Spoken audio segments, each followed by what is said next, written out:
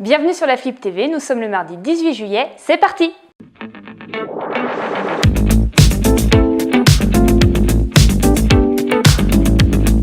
Bienvenue sur la Flip TV!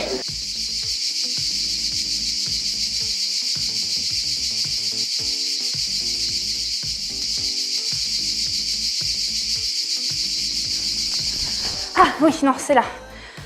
Bonjour à tous, désolée, je suis très en retard, je m'étais endormie sur la place du drapeau avec cette chaleur, ça devient vraiment difficile. Bienvenue à tous, nous sommes le mardi 18 juillet, c'est le 7e épisode de la Flip TV. Alors je ne sais pas si vous savez, mais nous ne sommes pas les seuls médias à couvrir le festival, il y a également la radio locale Radio Gatine. D'ailleurs, je crois qu'Anthony s'est rendu avec Sophie pour un petit reportage. Esteban, tu es en train de jouer avec ton grand-père, à quel jeu exactement ? À Lavalam, c'est un jeu de stratégie. Tu as découvert ce jeu au cours du festival des jeux ? Oui, tout à fait. Et je trouve que c'est un jeu très intéressant, très captivant parce que j'aime bien les jeux de stratégie. Et tu as l'habitude de jouer avec ton grand-père ? Ça arrive pas très souvent et justement ça fait qu'on se réunit, ça fait une occasion.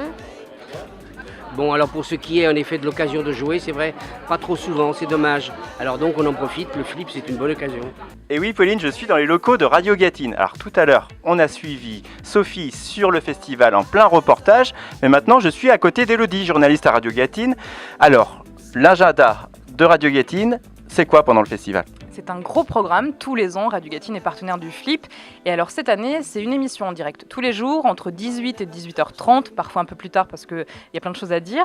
On est en direct du studio, donc au rez-de-chaussée de la radio, avec des invités, en direct évidemment, des reportages comme vous qu'on tourne dans la journée et qu'on diffuse le soir. Là, Sophie est en train de monter le reportage et qu'on entendra dans l'émission de demain. Et puis c'est aussi la Story Flip, la diffusion des histoires que les festivaliers enregistrent à la Chapelle des Arts Ludiques. Il y a aussi l'agenda évidemment, des jeux à gagner avec des partenariats que la radio a conclus un peu plus tôt dans l'année, et puis des coups de cœur enregistrés par les animateurs du Flip. Donc un gros programme pour une émission assez dense, dans la bonne humeur, pour aller dans les coulisses du festival.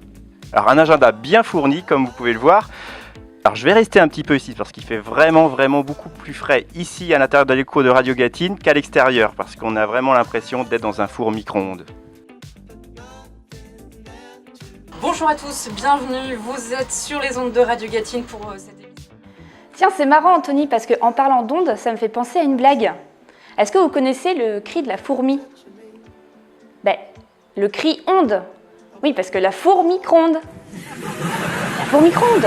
Bon, allez, on va tout de suite retrouver Johan du côté de la place du drapeau. Je crois qu'il est tout ému, il vient de rencontrer une de ses idoles.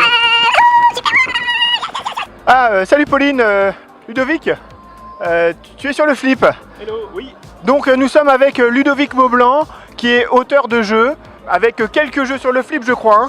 Oui, du coup là on est passé rapidement dans les stands, il y a Pocket Madness, il y a Hop, il y a Dice Star, j'ai vu, il y a Cash and Guns, Dice Town, enfin voilà, plein de jeux à moi. Dis-moi, comment on devient un auteur à succès ?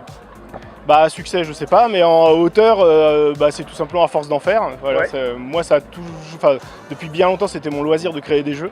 Et il s'avère que mes premiers prototypes ont été édités, et j'ai trouvé ça cool et j'ai essayé de continuer d'en faire.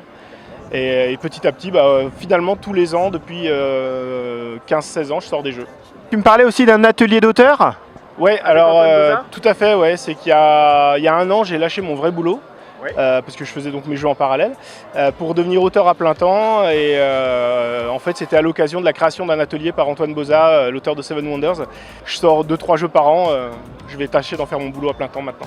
Écoute, je te remercie, je vais te laisser retourner à tes vacances. On va retrouver Anthony qui est un fan de Libellude et de Mysterium qui va rencontrer Régis Bonessé pour jouer à Dice Forge.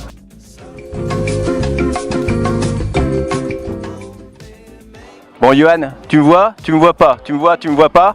Telle une libellule. Alors libellule, ça veut rien dire en soi. Je vais juste vous parler de la maison de création et d'édition Libellude. Alors justement, je suis avec Régis Bonessé qui nous accueille devant sa table pour nous dire quelque chose sur la maison d'édition Libellude. Alors c'est quoi Libellude ? Alors salut Anthony, Libellude, écoute, c'est une maison d'édition poitevine, on est 15 salariés.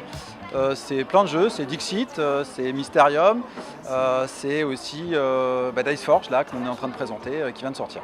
Justement, Dice Forge est installé derrière nous, juste le temps de le tester. Alors on est devant le jeu Dice Forge, Régis, est-ce que tu peux m'expliquer Comment on joue?